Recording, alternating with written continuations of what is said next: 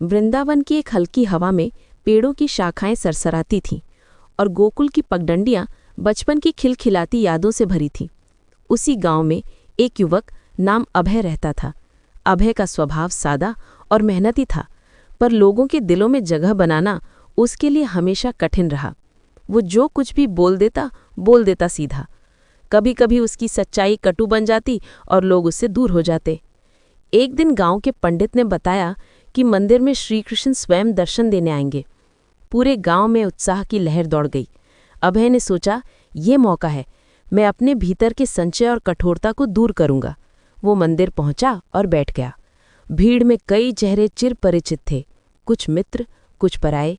कृष्ण की उपस्थिति ने जैसे वातावरण को मधुर कर दिया। कृष्ण ने देखा कि अभय के चेहरे पर संतोष नहीं, उलझन है। वे पास आए और मुस्कुराते हुए बोले, बेटा, क्या हुआ? तेरे मन पर क्या बोझ है? अभय ने सीधे सीधे कहा, महाराज, मैं सच्चा हूं, मैं झूठ नहीं बोलता, पर लोग मुझसे दूर हो जाते हैं। मेरी बातों में सच्चाई है, पर लोग उसे कड़वा कहकर टाल देते हैं। कृष्ण ने शांत स्वर में कहा, कड़वा सच बोलना भी एक कला है और मीठा सच बोलना भी, पर सबसे बड़ा कलाविद मैं ही है जो मधुरता और सच्चाई का संतुलन जानता है।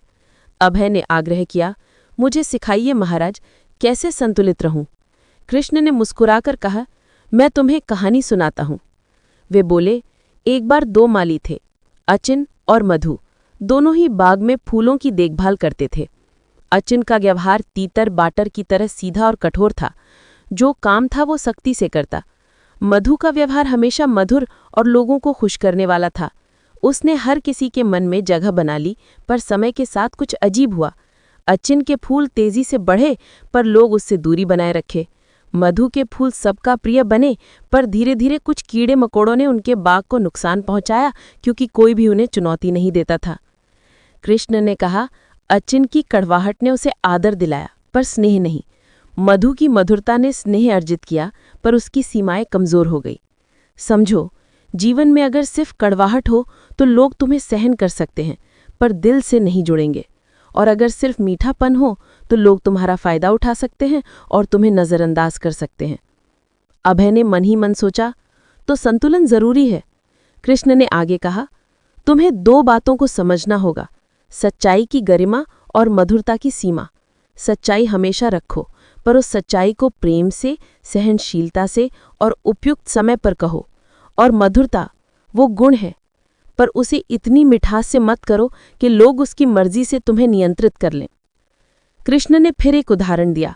एक गांव में एक वृद्ध माँ थी। उसके बेटे ने हर बात पर सहमत होते हुए माँ को खुशी दी, पर उसने माँ के लिए जरूरी कामों में पहल नहीं की। वो बस मीठा बोलता और अपनी जिम्मेदारियां टाल देता। वही बेटा एक दिन माँ के लिए आवश्यक निर्णय लेने में असफल रहा और माँ को कष्ट सहना पड़ा। दूसरी ओर एक पड़ोसी था जो सख्त था, पर जब माँ की जरूरत आई उसने बिना कोई शब्द कहे सहायता की। यहाँ दिखता है केवल मीठा होना अच्छा नहीं, केवल कड़वा होना भी नहीं। अभय ने पूछा, महाराज, व्यवहार में कैसे पहचानूं कि कब कड़वा होना है और कब मीठा? कृष्ण ने कहा, जब तुम्हारा उद्देश्य सच्चा और परोपकारी हो तब कड़वा शब्द भी जरूरी हो सकता है, जैसे किसी की रक्षा के लिए कठोर सच कहना। पर अगर उद्देश्य अहंकार, चोट पहुंचाना या दिखावा हो तो वो कड़वाहट कल्याण नहीं लाती। और जहां संबंधों की रक्षा और संवेदनशीलता जरूरी हो वहां मीठे शब्दों में व्यवहार करो, पर उतने ही मधुर कि सच्चाई दब न जाए। कृष्ण ने अभय के आंखों में देखकर कहा, याद रखो, जड़ों को मजबूत करना है या केवल पत्तों को चमकाना? असली प्रेम जड़ों को मजबूत करता है। दया और नरमी वो शक्ति हैं जो व्यक्ति को गिरने से रोकती हैं, पर बिना सीमा के दया कमजोर कर देती है। वहां मौजूद लोगों ने कृष्ण की बातों का पाठ सुनते हुए अनेक बार सिर हिलाया। अभय ने भी अपने मन में ठान लिया कि अब वो अपने शब्दों को तराश कर बोलेगा, पहले सोचकर, फिर प्रेम और धैर्य से। समय के साथ अभय ने व्यवहार में परिवर्तन दिखाया। उसने सीखा कि जब किसी सच्चाई को कहना जरूरी हो तो वो उसे कोमलता की चुनरी में लपेटकर कहे, और जब किसी को कठोर सच से बचाने की जरूरत हो तो साहस के साथ निर्णय ले। लोगों ने अभय में ये बदलती हुई समझ देखी और धीरे धीरे उसका अकेलापन मिटा। वे उसे आदर और स्नेह दोनों देने लगे, क्योंकि अब उसके शब्दों में ना तो कटुता अनावश्यक थी और ना ही मीठापन अतिरंजित। कृष्ण का अंतिम संदेश था कि इस संसार में हर चीज का एक संतुलन होता है, दिन और रात, सुख और दुख, कर्म और उपासना। तुम्हारे शब्द भी यदि संतुलित होंगे तो वे जीवन में मधुरता के साथ सच का प्रकाश फैला देंगे। ना बहुत कड़वा बनो कि लोग तुमसे भयभीत हों, ना इतना मीठा बनो कि लोग तुम्हें हल्का समझें और तुम्हारा अपमान करें। अभय ने कृष्ण का चरण स्पर्श किया और शांति से घर लौटा। उस रात उसने दीप जलाकर सोचा, जीवन का संगीत तभी मधुर होगा जब हर सुर अपनी जगह सही और मात्रा में होगा।